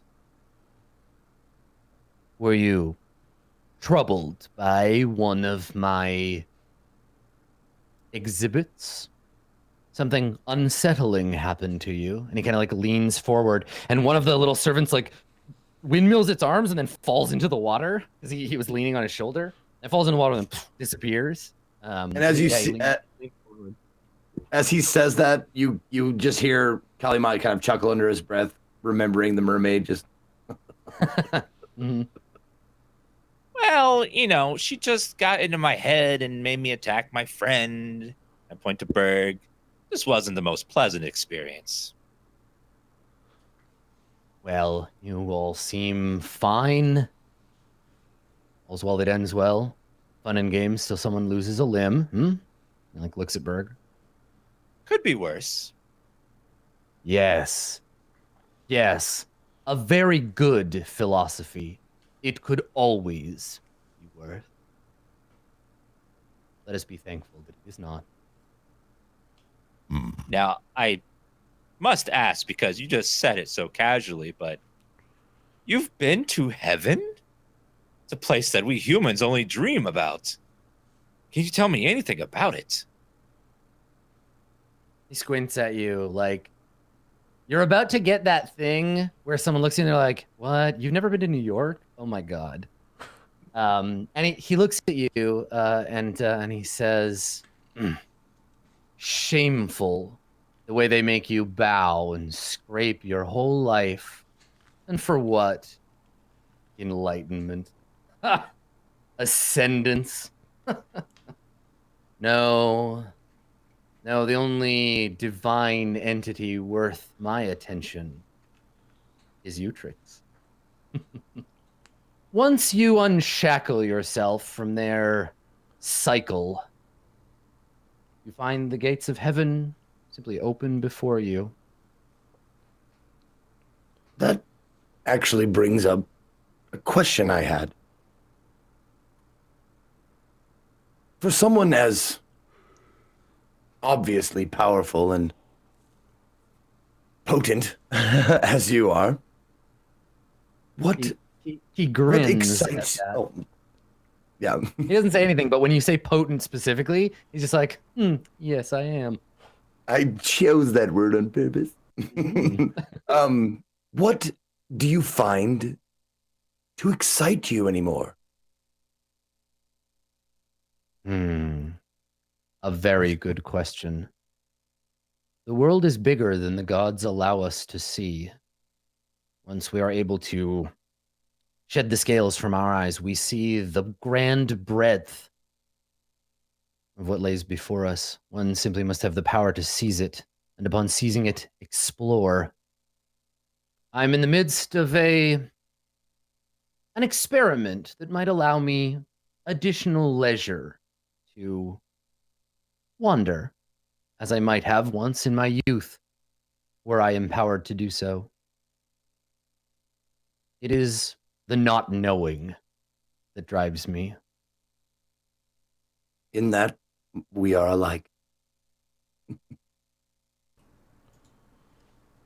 You came here, and he's addressing the group of you, to rob me,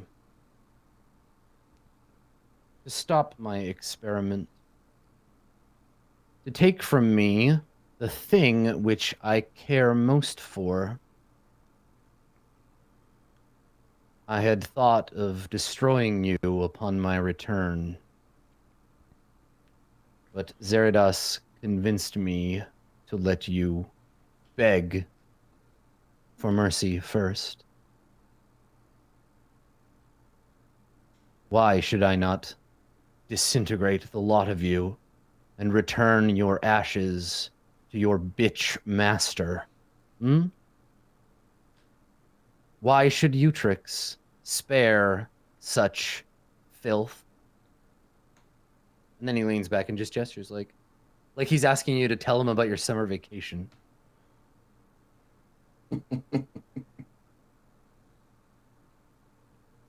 Well,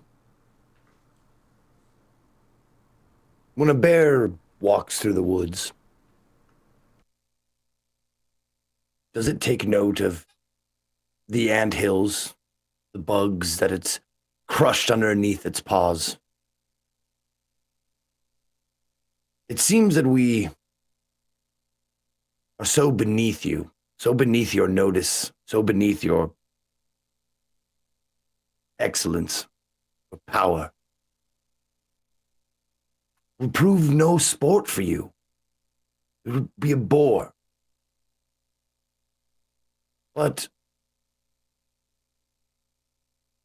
there must be some sort of enjoyment left for you in keeping us alive. An idle amusement, if you will. Kill us, the game ends. Let us live, the game continues. And as far as masters,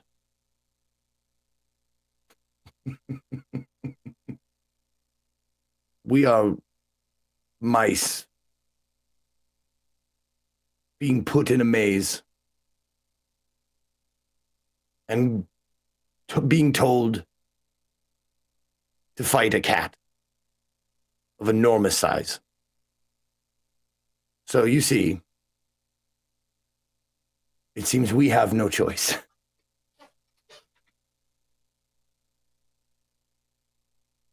Okay.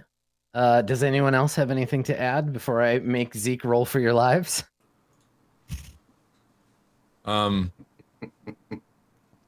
think Berg goes. He's like kind of not even looking at him. He's just like not making eye contact. He's like,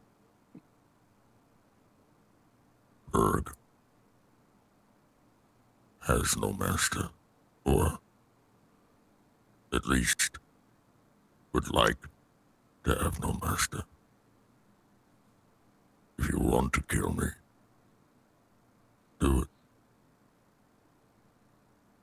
I've had a lot of pain, lost a lot, and you probably don't care. Do what you will. Power for one. Right. So your argument is like, I fucking wish you would. I like it. All right, cool.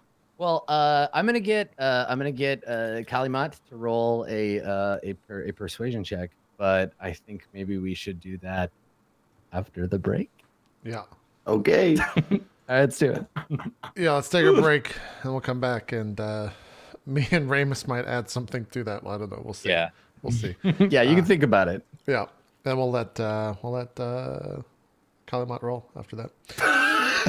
Like I feel like that moment in Ghostbusters was like, I'm terrified beyond the beyond rational thought right now. Like, don't put this on me, god damn it. All right, let's take a break. We'll come back and do another 2 hours here at Court of Swords. Well, maybe, unless we all die. We'll be right back right after this quick break. We'll see you then.